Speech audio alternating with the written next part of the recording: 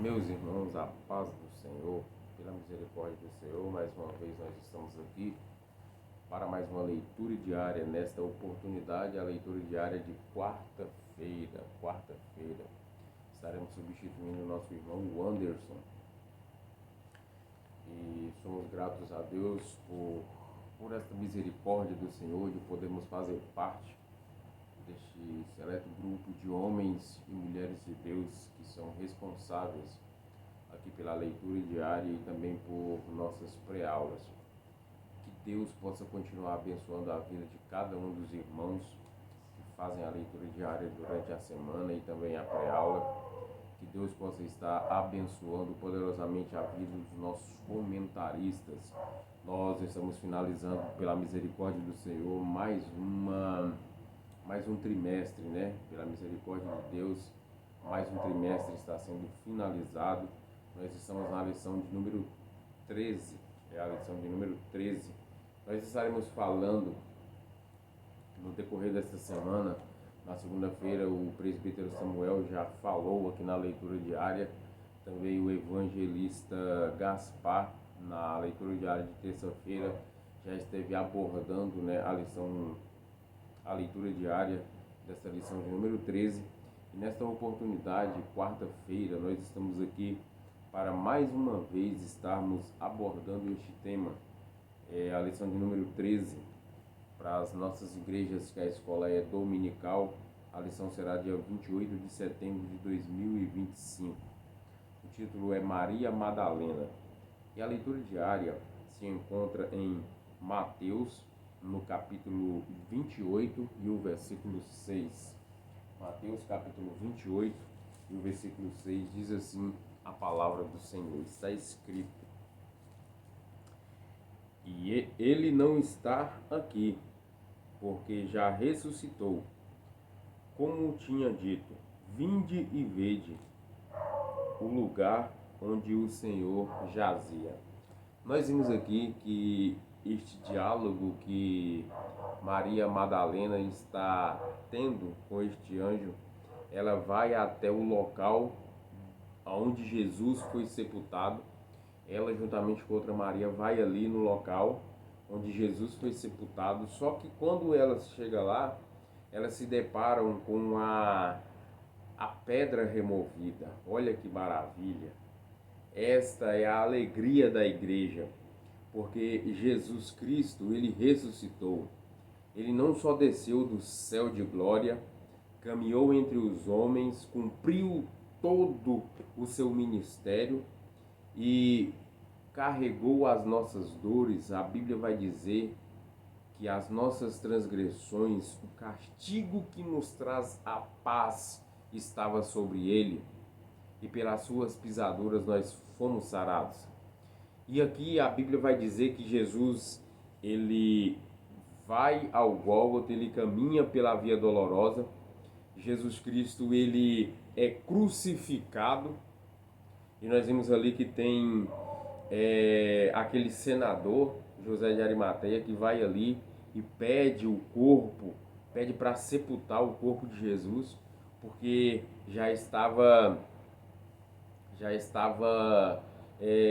para que se cumprisse que nenhum de seus ossos seriam quebrados, e não foram de fato. E ali Jesus, ele é colocado naquele sepulcro novo, onde ninguém nunca havia usado. José de Arimateia, juntamente com alguns dos discípulos que ali estavam, pegam o corpo de Jesus e colocam ali. Só que a Bíblia vai dizer que, mesmo tendo sido selado aquela pedra que estava sobre a porta do sepulcro, mesmo tendo sido colocado guardas ali, mesmo assim o anjo do Senhor, olha que maravilha. Eu estava agora há pouco, assistindo o culto de ensino ali da nossa sede, com o nosso pastor presidente, pastor Aldair Gonçalves Dias, e ele falando a respeito do poder de Jesus, do poder de nosso Deus, que não tem bomba atômica, não tem nenhum poder bélico da nossa terra, nenhum poder militar da nossa terra, que sequer possa se comparar com o poder do nosso Deus. Nós estávamos aprendendo agora há pouco, e bastou que apenas um anjo, olha para os irmãos ver, descesse e removesse aquela pedra. E Jesus, ele ressuscitou. Meus irmãos, a nossa fé, ela está baseada nisso. Porque se Jesus tivesse morrido e não tivesse ressuscitado, Paulo vai escrever na carta aos Coríntios, no capítulo 15, ele vai escrever a esse respeito.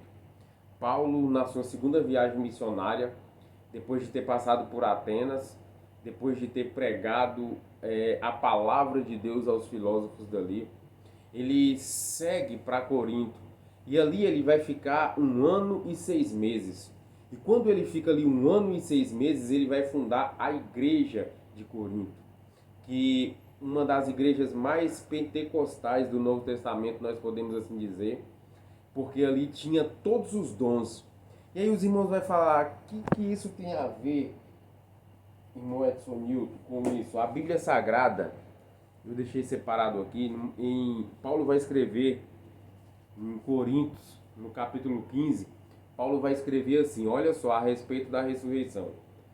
Também vos notifico, irmãos, o evangelho que já vos tenho anunciado, o qual também recebeste e no qual permaneceste. Paulo está dizendo, eu preguei o evangelho, eu fundei esta igreja aqui e vocês estão permanecendo neste evangelho. Mas que evangelho é este? E aí ele continua dizendo, pelo qual também sois salvos, se recebeste o tal como vulo tenho anunciado, se não é que crestes em vão. Porque primeiramente vos entreguei o que também eu recebi. Paulo está dizendo que eu recebi, eu ensinei para vocês. É o mesmo, ele usa aqui a mesma abordagem que ele vai usar na leitura que nós costumamos fazer da Santa Ceia. Porque eu recebi do Senhor o que também vos entreguei. Então, do mesmo modo aqui, ele está usando a mesma retórica. E ele continua dizendo, porque primeiramente vos entreguei o que também recebi, que Cristo morreu por nossos pecados segundo as Escrituras. Ele vai falar, olha, Cristo ele morreu por nossos pecados, para que nós fôssemos perdoados. E ele continua dizendo, e que foi sepultado. Ele vai dizer, olha, Cristo não só morreu, ele morreu e foi sepultado. Ou seja, o ápice de uma pessoa, depois de um laudo que ele é dado como morto, falou, ó, fulano morreu, né? Hoje em dia tem na medicina lá, marca até o horário que ele morreu, dá-se então um rito, vai ter ali o velório, né? Depois vai ter o que? O sepultamento. Ele falou, olha, eu recebi isso, Jesus morreu, Jesus foi sepultado, só que ele continua, e que ressuscitou ao terceiro dia.